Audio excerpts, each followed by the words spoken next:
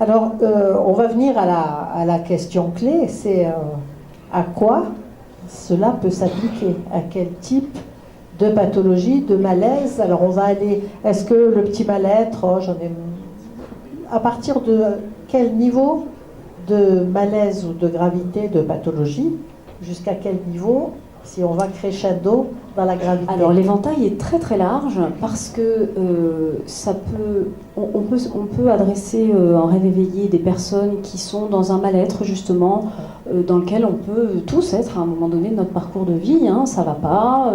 Alors souvent il y a un déclencheur qui amène les personnes en thérapie, hein. Ça va être un événement douloureux, une crise de couple, une perte d'emploi, peu importe l'événement, mais il va y avoir un déclencheur qui va amener la personne. Donc la personne, elle ne sait pas forcément pourquoi elle va mal. Elle sent juste qu'elle n'est pas bien, qu'elle est moins bien, qu'il y a quelque chose qui coince et elle demande de l'aide. Et à ce moment-là, c'est vraiment la méthode idéale pour moi parce que justement, on n'a pas de cible. Souvent, les thérapeutes, on a plusieurs outils. Hein. Alors, j'ai plusieurs outils, mais le rêve éveillé, je l'utilise vraiment quand les personnes ne savent pas vraiment ce qui ne va pas, parce que du coup, c'est l'inconscient qui va nous le dire. Et tout en nous le disant, il va faire avancer la personne. Alors, on a souvent cet état de mal-être un peu diffus, par exemple chez les jeunes retraités, les nouveaux retraités, je veux dire, qui n'ont pas préparé, qui en retraite, qui se retrouvent tout d'un coup comme ça, à ne plus savoir très bien, avoir plus de repères. Plus de repères. Oui, donc, c'est un grand chambardement la retraite. Hein. Et donc, dans ce cas-là, sur ce genre de situation, on peut aller consulter et ça peut finalement aller assez rapidement. Oui. Après, tout dépend les attentes de la personne. Oui, sauf si on tire un autre tiroir plus compliqué. Et c'est parfois ce qui arrive. C'est-à-dire que le petit mal-être, il peut cacher quelque chose de plus ancien, de plus ancré, auquel cas ça va être un révélateur d'une histoire plus sensible et ça va donc amener peut-être à une autre exploration. C'est l'arbre qui peut cacher la forêt, mais pas toujours. Mais je laisse toujours le choix à la personne. Je dis, si elle est venue avec un objectif de mieux-être, je lui pose, à un moment donné, on fait un point. Je dis, maintenant ça va mieux, qu'est-ce que vous en pensez? On a découvert ça, vous voulez y aller? Si vous voulez y aller, on y va. Voilà. Oui, mission accomplie. Il peut y avoir une autre mission. Absolument. Mais si pour elle c'est suffisant, c'est OK. Ça reste le choix de la personne. Il n'y a pas d'obligation. Oui, absolument. Est-ce que vous avez senti dans votre expérience, tout d'un coup, vous avez certainement des exemples, comme le patient qui souffle, enfin, il a finalement pris conscience, même pour ce petit malaise, il a pris conscience de ce qui était le généré, et puis il repart allégé.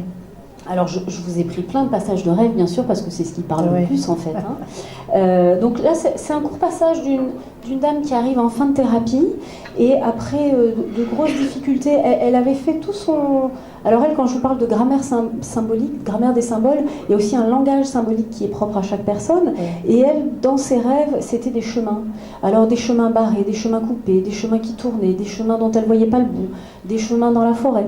Il y avait des chemins partout. Tout le temps. Et c'était toujours des chemins qui étaient empêchés. Et le fait est qu'elle était très très mal dans sa vie, qu'elle était avec un conjoint particulièrement malade, une fille également malade, et qu'elle se sentait complètement coincée dans l'impossibilité de vivre sa propre vie. Donc dans une grande, grande souffrance. Et puis un jour, elle fait ce rêve. Je marche dans les herbes, je suis pieds nus et je ressens la douceur de l'herbe sur mes pieds. Il y a le vent qui joue avec ma robe et avec l'herbe. Je me laisse caresser par le vent comme si je devenais moi-même une herbe dans la mouvance du vent. Je me détache comme si j'étais des pétales de fleurs qui se défaisaient et s'envolaient. C'est comme si je me déliais et étais emportée par le vent. Il y a un sentiment de mouvement et en même temps un sentiment d'harmonie et d'infini. C'est comme s'il n'y avait plus de limite au mouvement, à l'expression. Ça fait du bien, ça soulage de la pesanteur et ça remet les choses en mouvement à l'intérieur de moi. Ça restaure une fluidité, une liberté.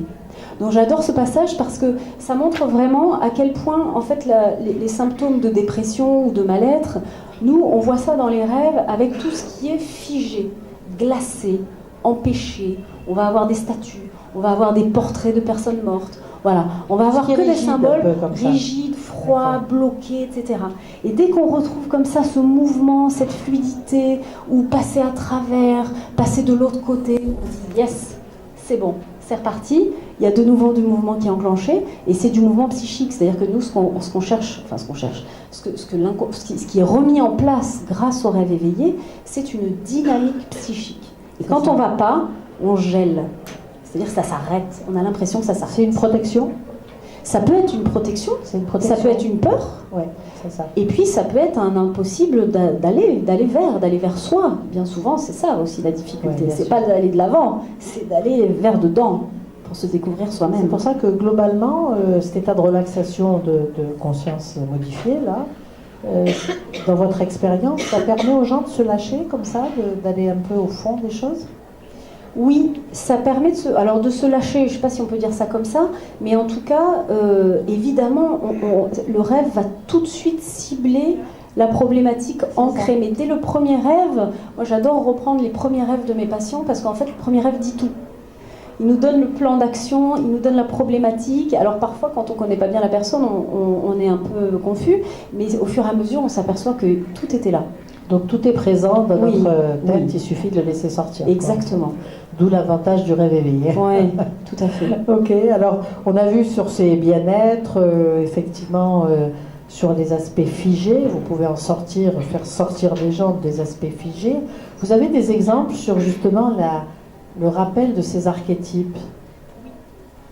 Oui, tout à fait. Alors là, c'est sur le soleil. Et vous allez voir comment le symbole est lui-même l'outil thérapeutique sur lequel on va s'appuyer. Je vois le soleil, je ne le vois pas en entier, je vois un arrondi, la partie qui est près de la Terre. Mais je le sens énorme par rapport à la Terre qui est toute petite. Malgré qu'elle soit petite, la Terre se positionne quand même par rapport au soleil, comme si elle résistait à sa grandeur. Je vous laisse imaginer de quoi on parle, hein. Elle fait petite, mais comme elle est puissante, sa petite taille, elle compense face à lui. Elle a sa place. Je sens qu'elle lutte pour exister face à ce soleil, pour ne pas être complètement diminuée par ce soleil. Il y a une volonté de prendre sa place, d'être face à ce soleil, malgré qu'elle soit toute petite. Là, je la vois un peu moins petite, comme au début, sans le soleil. Elle est de bonne taille. Maintenant, je les vois tous les deux, comme s'ils étaient en suspension. Du coup, il y a un mouvement de montée et de descente des deux astres. Ils sont mobiles, mais ils sont ensemble. Le soleil, je ne le vois pas nettement. Je le vois comme s'il y avait une espèce de neige devant. Les contours ne sont pas nets. Et là, il y a comme quelque chose qui part de la Terre et qui va vers le soleil. Et ce quelque chose enlève le brouillard devant le soleil qui prend sa belle lumière jaune. Avant, je voyais la Terre par rapport au soleil. Et maintenant, je vois le soleil de face. Comme si j'étais la Terre. Il n'est pas aveuglant. Il est assez lumineux, c'est un jaune assez clair. J'ai aussi la sensation que le soleil est soulagé d'avoir perdu ce voile, d'en avoir été débarrassé. Maintenant, je vois le soleil bien jaune, bien lisse. Il y a une gratitude du soleil envers cette terre, de l'avoir débarrassé de ce brouillard. C'est beau. Alors, on va voir l'explication que vous en donnez, le décodage. Mais ça, par exemple, un rêve éveillé comme ça, il se formule en combien de temps? 10 minutes? C'est très variable. Ça dépend. Ça peut durer 10 minutes, ça peut durer 45 minutes.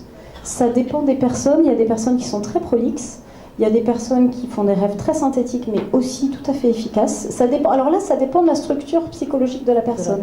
Il y en a qui donnent des détails, etc. D'autres, voilà. Mais c'est pas grave. Alors ce soleil? Alors ce soleil, de qui parle-t-on? Alors ce soleil au niveau de symbole? Et oui, on va parler de l'image paternelle. Alors on ne parle pas du papa, bien sûr, mais on parle de l'archétype, c'est-à-dire vraiment de cette image du masculin, de l'énergie masculine, dont on voit qu'il y avait une difficulté à un moment donné à se positionner. Alors la Terre, on va parler de la Terre-mère, et puis elle va parler d'elle, bien sûr, parce qu'elle-même est mère.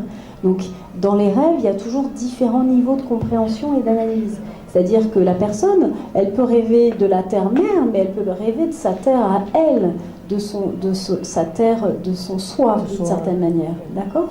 Et donc, on va voir comment, à travers ce rêve éveillé, elle va se repositionner, elle va prendre sa place pour pouvoir voir ce soleil en face sans être éblouie.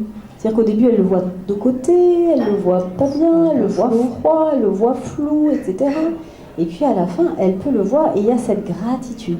Donc ce qui est intéressant, c'est d'observer que bien évidemment, la personne, elle ne va pas agir sur son environnement familial, mais elle va agir sur elle, sa perception de sa problématique, de sa relation au père, à la mère. Enfin, là, c'est la psychanalyse après qui parle. Mais... D'où l'intérêt du troisième temps de la consultation, oui, qui va permettre... Le psychanalyste permet justement d'avancer sur ce que ça représente, ce que ça peut représenter donc en termes de contexte personnel pour cette personne-là. Oui, tout à fait. Il va y avoir cet échange qui est très important.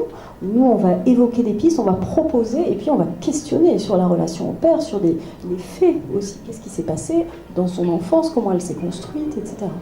Alors, on voit que c'est quand même intéressant. C'est très beau d'ailleurs, hein, c'est poétique, on a l'impression d'y être. Hein, c'est vraiment extrêmement beau.